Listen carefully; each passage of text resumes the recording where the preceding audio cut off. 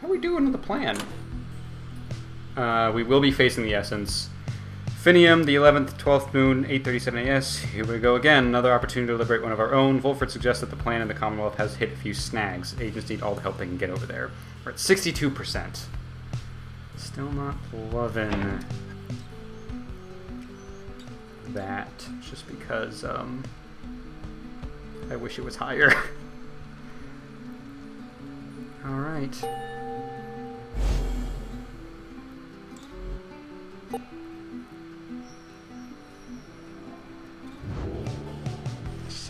Already are the Nightwings summoned back to Mount Elodiel. Picture the Rites as a wheel broken free from a black wagon. It is turning uncontrollably and soon shall reach a sudden stop. We should have several chances left for someone to go free, either us or else our adversaries, but not both. What is at stake each time is further complicated now, I must admit, knowing we have so few opportunities remaining. Those whom we send back into the Commonwealth, should our plan somehow fail, they may look back upon their exile with fondness. So returning to the Commonwealth is not inherently a mercy, I don't think. Moreover, there are also those among us whom we count on to prevail in the Rites. We need them on the Nightwings just as much as we need them in the Commonwealth. We cannot simply grow our numbers here, given the circumstances. And so, who stays, who goes, these choices affect us all. No pressure there, my girl. I was gonna say, like, yeah, I know, man. I've figured it out. I know the kind of balancing act I have to do here. Thank you. Now, I don't know about you, but I shall go and take my leave for now. Let's set forth again at daybreak.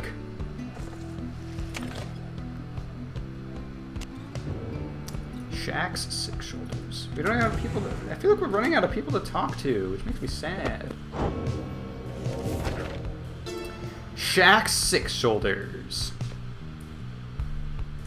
Much can be learned of bravery from the tale of Haub the Swallow, the imp who alone felled the muscular and altogether terrifying bone titan called Shax's Six Shoulders. Six Shoulders sat listless, his appalling frame refusing to be budged. None dared approach the withered fiend whose plague had spread half across the valley floor. Undeterred, Haub sprung into action, whilst we but watched. The little one, he flew into the gaping maw of Shax and lodged himself inside the monster's throat. Shax began then to cough and cough and cough until the valley shook. Six Shoulders breathed his last and fell. His putrid flesh then fizzled and was gone, yet our friend Imp remained. For the Shax's Six Shoulders, I didn't expect the fight to just be choke 'em. Sandra's status blaspheming more than usual. Oh, these are great. This game is great. You have returned. How can I help you, if at all? Nothing to say. Farewell for now, then, reader.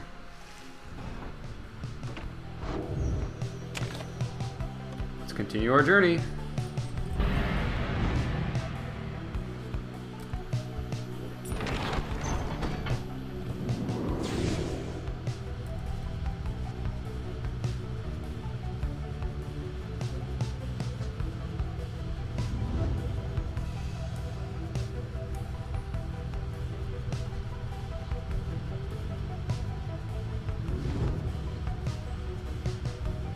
So yeah, I'll just go ahead and... Really? During the travel sequence? Okay. I feel like just like the liberation rites are getting more and more common. The game itself is also just quitting more and more often. I really should stop picking the sites that are furthest away from the mountain every time. Really extending the travel times here.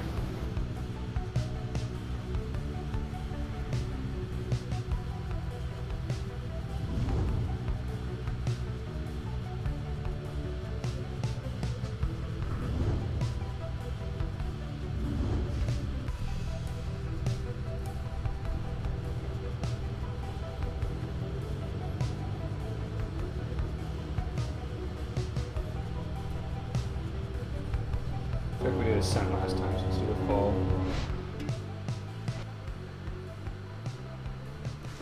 We make landing upon Mount Elodiel, where Volfred pulls you aside while the others complete their post-flight inspection. He puffs at his pipe before speaking up. Reader, as you know, I now wear the raiments once again. This means that I myself may soon be worthy to regain my freedom in the eyes of the 8 scribes. No, however, that is not my wish to go just yet. It is true that I could be of some benefit to our plan back in the Commonwealth, but I feel my place is here for the time being. Perhaps once the Nightwings are on a surer footing in their path, my time shall come. Those are my feelings on the matter, and I wanted you to know. I shall, of course, defer to you. Our path is not to contradict the reader's will. Anyway, I trust that all of us, yourself included, shall find our freedom. If not soon, then by when all of this is over.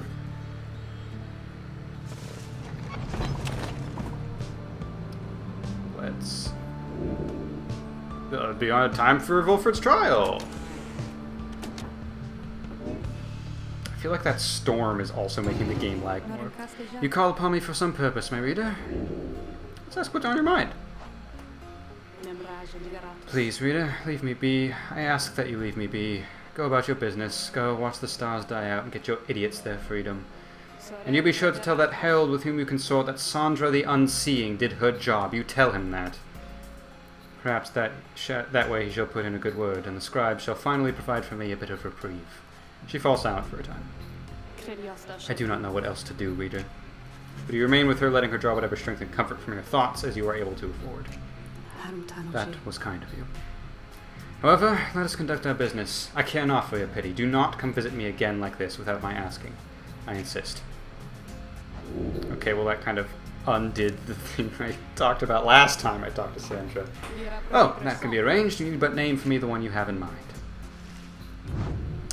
Volfred. Yeah, I'll send you to administer one of our special trials for Volfred. That fancy talking sap, you mean? I shall be interested to see if he has learned something since last we sparred like this. Then let us bring him forth. Soon Volfred appears in heat of the summons. So it is my turn then, is it? Then let us see what we can do, my girl.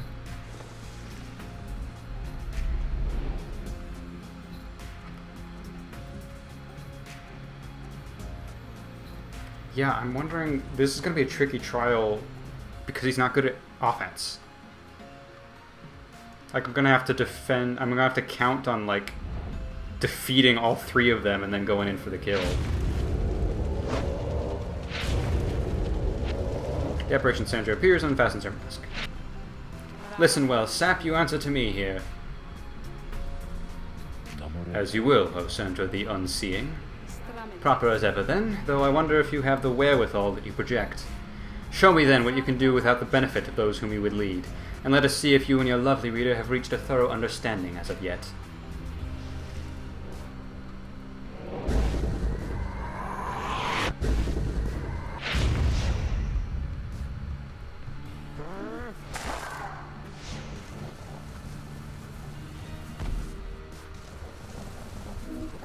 No, you don't get to do that.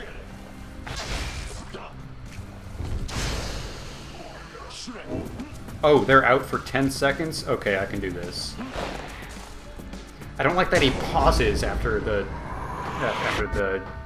jump out of the way. I feel like that's just for getting out of the way of aura cast. It should be for actual long-term moves. That's fine.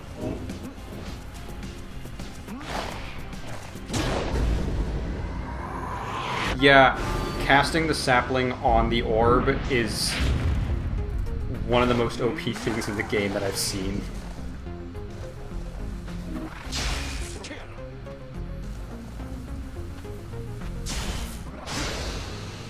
Like, that's insane. That's so unfair. The Volfred thing and then the Pamitha instantly come back while flying. Those two together are insane.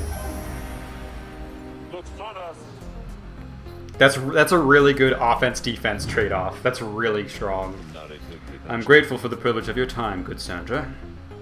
Flattery shall never get you anywhere with me, sap. Nonetheless, your performance was sufficient, and you passed my test. Thus, congratulations are in order to you and to your lovely reader. Now, farewell.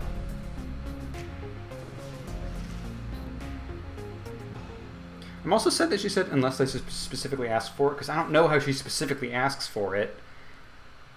Unless I go and it gives me the option what's on your mind, and it specifically says Sandra has indicated she would like to speak with you, you know? If it's not that, then I feel like I'm bothering her if I click on that option. Luckily, the option is grayed out often, but still. I had not seen that Sandra in some time. She's not changed a bit. But it would seem she left something for us, did she? You received Lou's bow for completing Volfred's trial. Volfred's blink ability transports him farther than usual. That's pretty good. His sisters, brothers, fathers, mothers, all were part of him until the arch split them in twain.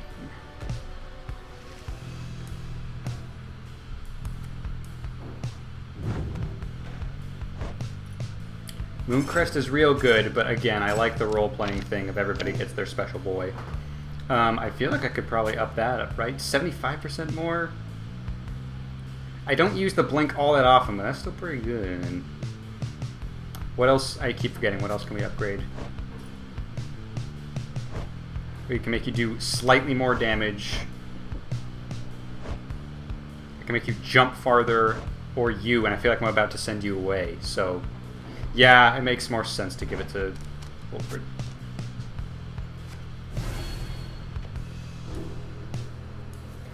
Alright. Wait a minute.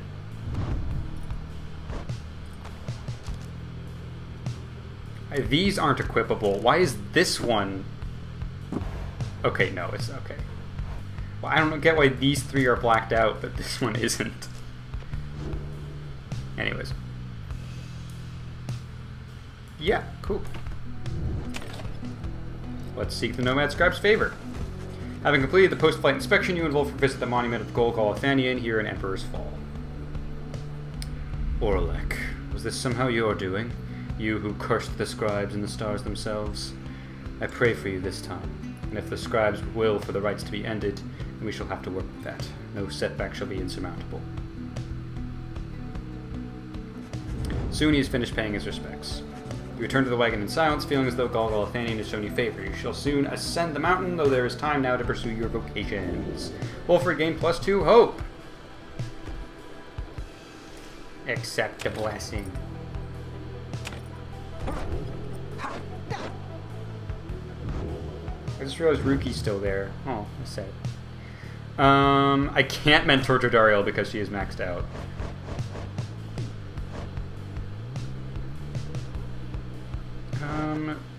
Volfred is still definitely the most behind, but after this, he will be pretty much caught up. So let's go ahead and do that, and then we're pretty much all even. Not even. I think. I forget someone. Whatever.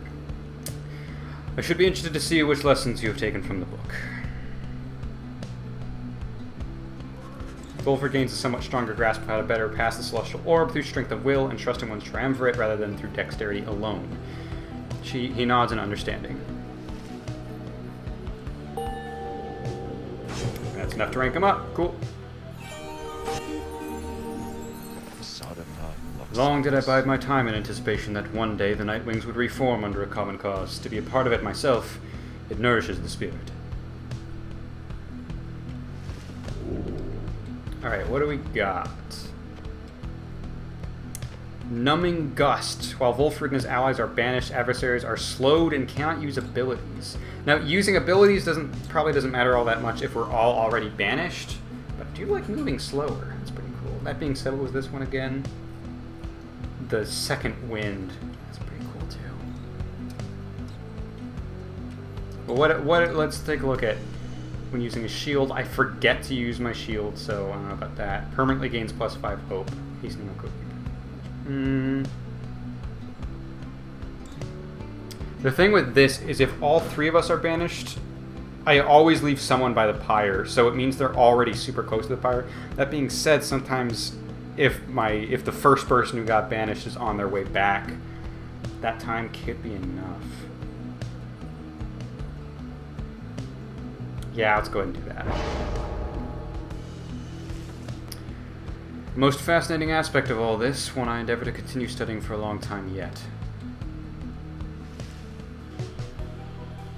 Was that right? Should I have gotten the Second Wind? Oh no, I'm having doubts, but it's too late now. It's too late. It's too late. Let's continue our journey.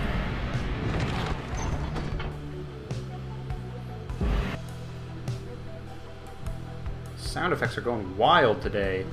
You sense Pamitha shall gain favor from the scribes along this route, or Faye shall gain favor. Hmm.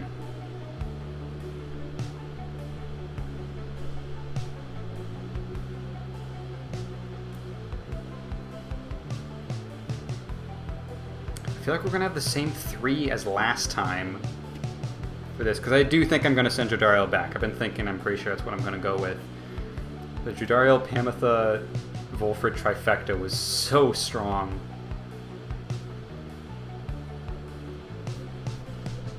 But Faye's also really good. And Faye is lagging behind the others, I think, in terms of experience.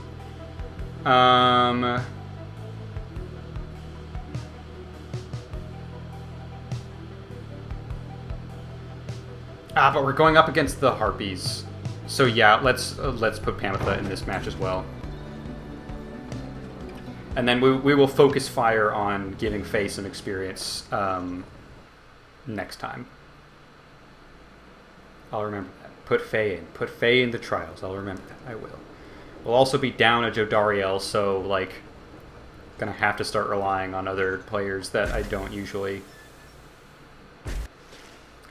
En route to the mountaintop, you pass by a monument to Under King Ores, and Pamitha happens to take notice. I have to hand it to you, Pamitha. You have a real gift for getting yourself into one bad situation after another. Now here you are, praying to the dead to bring the stars back. Is that it? Maybe you'll get out of here this time.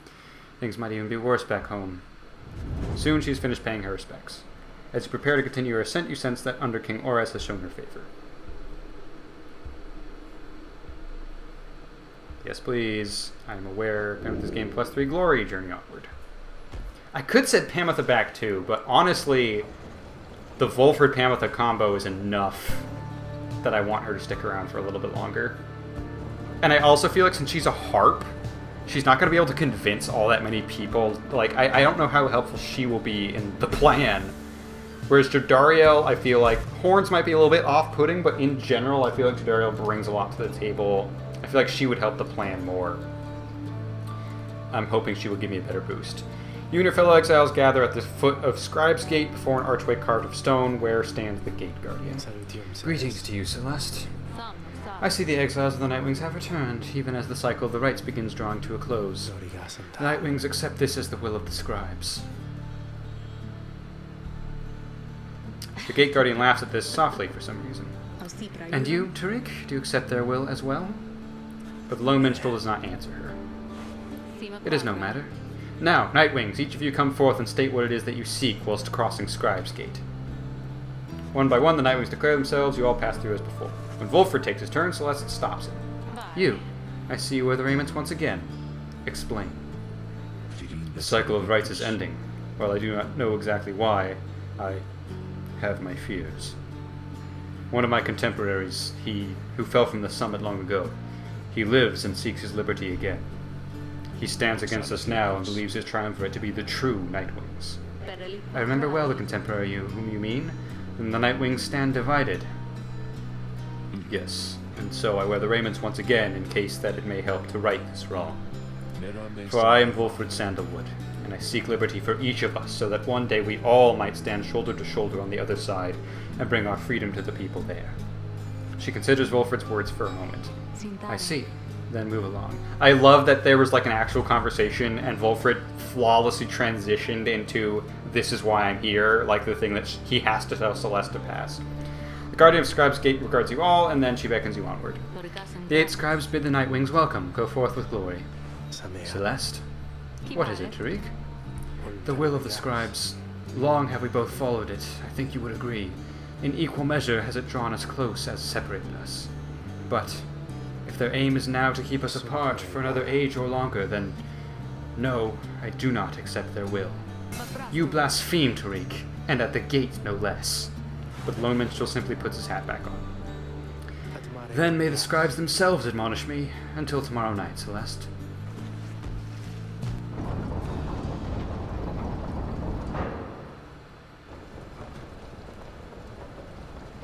I also have to keep in mind I want Jodariel to be free. Like, there is the benefit of that, you know? Although Sandalwood said if the plan doesn't go well, then everyone we've already liberated is screwed too.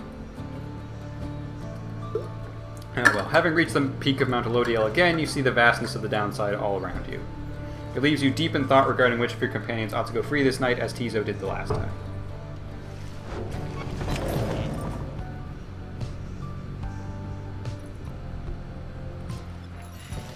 Hey guys, so like, I don't know what's going on up there with all them stars acting real weird and stuff, but let me tell you something here. You ain't gonna find a better deal on all this stuff from anybody. I mean, anybody in the downside. You can trust me when I tell you that, okay? So go ahead, stock up. Fortified Sun Serum. Permanently gains +1 hope. I like permanently. That's cool. It's also all of our money.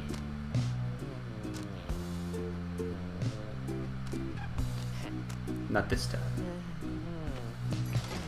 We should sell some of our talismans that I know we're not going to use, though. Be seeing you around then, huh? In fact, I am going to do that. Like, I'm not going to... Well, hey, you guys are back already! I'm not going to use this +3 quickness. I'm not.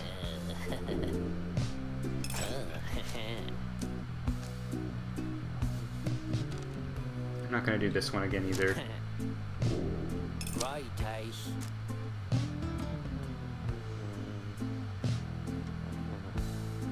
What does hope do? Does that make him come back faster? I forget.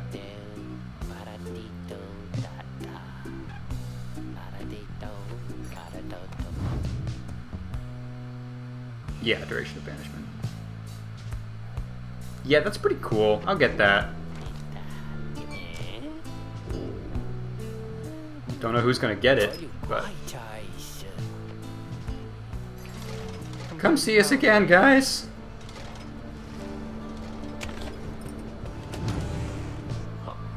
Because I'm thinking who's gonna stick with us for a long time. Volfred probably, but apparently he also wants to get liberated at one point as well. Volfred looks up as you approach and smiles. Never thought that I would say such things, my girl, but it is good to wear the raiments and the rites once more. The march of time does have a way of healing certain hurts. Besides, the Nightwings of today, we are a very different beast than the triumvirate which took me in almost a decade ago. Ours was a triumvirate of exactly 3, well, 4 with Tizo, who proved to be an exception, though historically the Nightwings never took on more exiles than needed. I have mentioned my predecessor, Brighton, and my former companions, Erisa and Orlek. I don't remember Brighton, actually. Perhaps naively, I had hoped my time with them would not be relevant directly to what we now attempt. But seeing as our stories are now intertwined, do let me know if there's more you wish to learn of them. Yeah, sure would. Thus far, you've only heard passing reference to Volfred's predecessor. You inquire about Brighton, who you understand was liberated prior to when Volfred first joined the Nightwings. I never met Brighton in person, but I know him rather well by now, though for that matter, my girl, so do you. He studies your reaction for a moment, then, hang on. Give me a second. I have no effing clue. What is it? Brighton was born wealthy, but not special otherwise. You would have no reason to have heard of him. He was exiled for negligent misconduct. I do not know exactly why, and do not care for spreading rumors. First heard of him through Erisa and Orlek, who found in me a suitable replacement following his liberation. They spoke little of him. Orlek gave the impression they did not see eye to eye, but he assured me I soon would hear from him myself. Oh God! Is he the voice? Indeed, as I became accustomed to the book which you know well by now, I soon began to hear the voice. Oh God! Oh, wow! Volfred looks at you as if to see you yet take his meaning. You see, my girl, after Brighton's liberation, he assumed a new identity within the Commonwealth, and a new responsibility to the triumvirate which liberated him. That voice you hear from time to time, whensoever the stars align, it's his. He is no longer Brighton. He is now none other than Archjustice Androbeles the Ninth himself. God. Archjustice Androbeles the Ninth. The grand judge and figurehead under whose watch the Commonwealth is governed in his day. Those who violate the law of the Commonwealth face sentencing by the appointed Archjustice. Liberated exiles retain certain burdens to their old triumvirates. They have much to thank them for. Not just their freedom, but their exalted status in the Commonwealth. The theocratic rulers of the Commonwealth, they do not wear masks and raiments simply for the sake of ceremony. They are not who they appear to be. Their public pasts are nothing but a fabrication. Like Brighton, they once were exiles too. Brighton, that voice. He has no love for either one of us by now. He knows full well what we attempted to do. Yet, he is bound by the traditions of the rites. He shall always stand on ceremony and complain, but I think he knows deep down that he is powerless. How ironic that one of such high status in the Commonwealth should be so frightened of some long-forgotten exiles such as we. Anyway, that's Brighton for you. He must have seen in you the potential to be one of his staunch supporters for a time. If that's a path you'd want to pursue, I should apologize. Now then, whom else should we talk about? I really expected Brighton to be the least interesting of these three, but I feel like he will end up being the most interesting. That is fascinating. Let's talk about Oralek Nest and save Orisa for last, because I feel like that's who we know the least about. You ask about what Oralek was like when he and Volfred first became acquainted. Volfred remained silent for some time. I was very, very sick, you know, when I first landed in the downside. The long trip down the river must have been a little much for me. It was Oralek who found me. He could not have known of my capacity to read before he revived me. He was a physician, intolerant of the sight of suffering, of any kind, not just any physician, mind you, a gifted, highly decorated one, who served on the front. Back then, skirmishes erupted frequently, and those such as Oralek, they had to deal with many casualties on either side. In time, he said he grew repulsed by what he saw. This sowed in his heart a yearning for an end to all the bloodshed, so he tried to use his status to negotiate a treaty with the Highwing remnants. Must have gone about how you'd expect. He was given direct orders to return to the front. But when he refused to soil his hands again, they cast him to the downside. Here he gained the notice of the Nightwings, and before long grew to be one of the finest rites conductors anyone had ever seen. He was instrumental in the liberation of his companions, whose roles in the triumvirate were later filled by Orisa and me. In time, Oralek's own opportunity for freedom had come up. He longed for it, so that, with his exalted status, he might stand a better chance of negotiating peace. However, on the evening of his liberation, well, you know the story from that point. Volfred breathes a heavy sigh. He and I were kindred spirits for a while. I could not bear to think that he was gone, and now, I still cannot entirely believe that he is back. He is our adversary now, transformed, grown cold. Still, part of me is happy that he lives. Make no mistake, of course, I shall not be swayed against our plan, not by Oralek or anyone. As I have said before, we share a higher calling now. As for Oralek, he wants his freedom still, although I wonder if he still remembers why. Anyway, was there something else, my girl? We get a drink of water, and then we can talk about Orisa.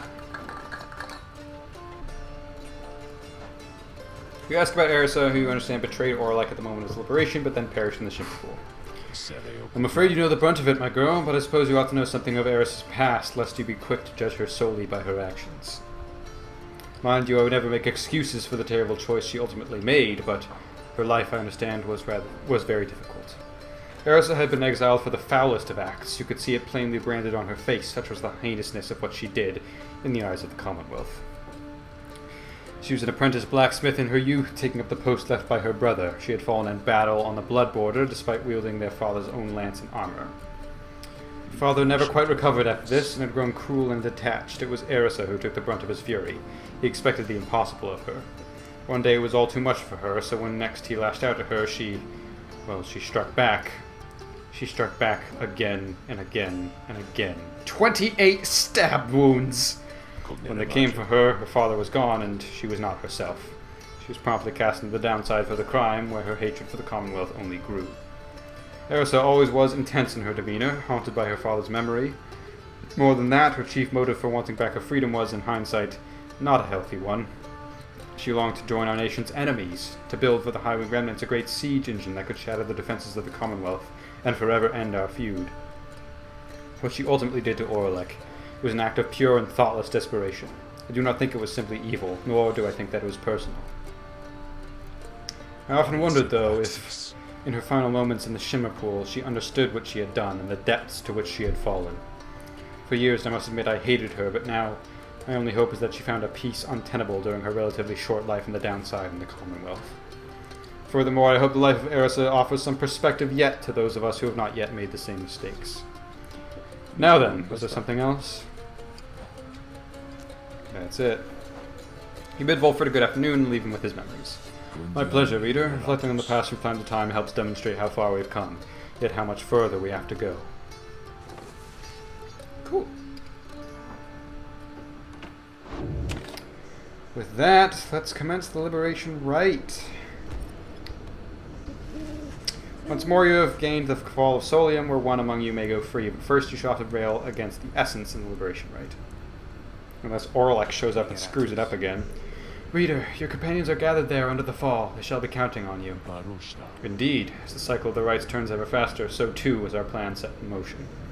My agents in the Commonwealth are beginning to cause a bit of a stir out there, and word has reached high places that the rites are ending. This is our chance, though let us not despair should victory elude us here.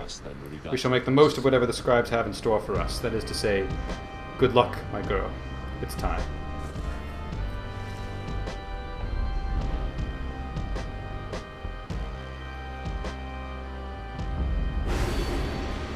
How many Titans were there? This has to be the last one, right? Dullness the Locket. Your adversary's power shall recover up to 5 every time it does your pyre. That ain't bad. Dullness the Locket. That's fair, but also I feel like I can handle that. Let's turn you off. I don't like that.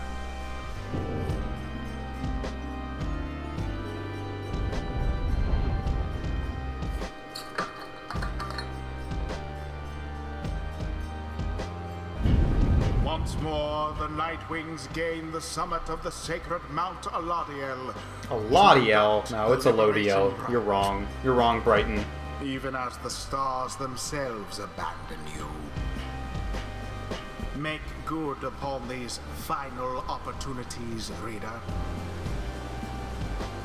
This glorious age-old tradition coming to an end upon your watch. Don't say that like it's my fault. I trust your adversaries, the Essence, shall not throw away this chance. Choose now who may go free, should they unfortunately fail.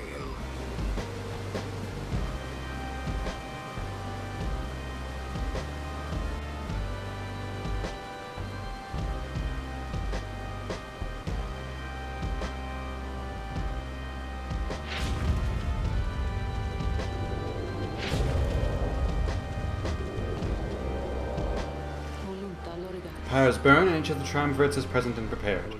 I concur. The pyres burn, and each of the triumvirates is present and prepared. Then, anointed one of the Essence, come forth now and declare yourself, and pay any respects you have unto your adversaries, the Nightwings. Pamitha swoops down from somewhere and fastens her mask. I am known as Pamitha Thane. I mean to return to my ancestral home and promptly resume my responsibilities as flight tactician of the Highwing Revenants. Our long stalemate against the Commonwealth shall soon be ended, should I and several of my sisters manage to rejoin our clan. Then our vengeance shall be swift and thorough. Your quarrel with the country that cast you into exile is beneath the notice of the scribes, Pamitha Thane. Here you shall be judged under the stars. My quarrel with the Commonwealth is all that gave me and my sisters strength enough to reach this point. The scribes ought well take heed of how my people suffer. We are not taking weaklings anymore like a Trieste Tithys. We shall not fall in line with flightless fools in the naked attempts to subsume our heritage, our culture. Speak not again thus of the saint, or you shall be expelled, Pamitha Thane. Pamitha scoffs, then turns her attention toward your side. And Nightwings, as for you, the fury we shall imminently show is nothing in comparison to the hatred growing for your Commonwealth and the mountains on the other side. She signals to her sisters to ready themselves. You seek your freedom, but there shall be nothing save for devastation should you manage to return. Honestly, maybe we should be teaming up with the remnants, you know? Nightwings, your decision. On whose behalf shall you conduct the liberation rite? Reader, I would ask you to choose wisely, but I am sure you know no other way. That's a kind thing to say, honestly. And you prepare your song, Tariq. Of course, Celeste. That's a really nice thing to say.